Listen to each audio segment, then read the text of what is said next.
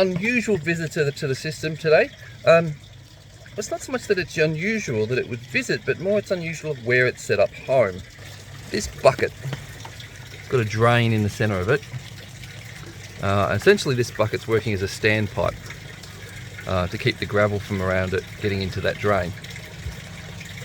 But I don't know if you can see in the camera, but do you see those little, there's a tangle web filling the bucket?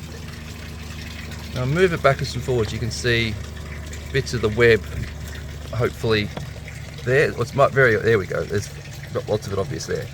Now this sort of tangle web arrangement looks really like a redback. In fact, I don't know what else it would be other than a redback.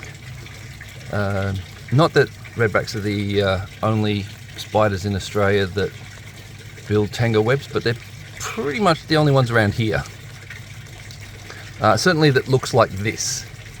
And those two egg sacs down there, they look like redback egg sacs. They're a little smaller than normal, but this could be maybe from a young female.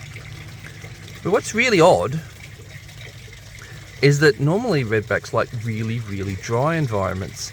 So finding them underneath the IBCs or around the bricks that I've got holding up the IBCs or anything like that would be just normal. But in a bucket, right next to the water like this, that is odd. Actually, I've just noticed there's some little fellas. You see there?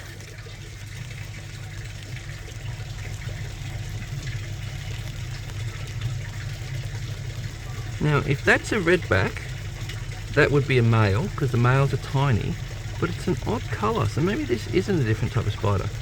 It's just,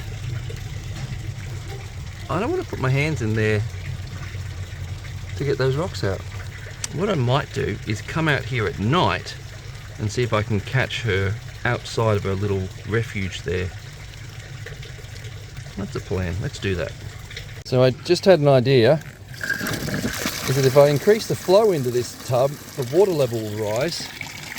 And look, there she is. There she is. Redback.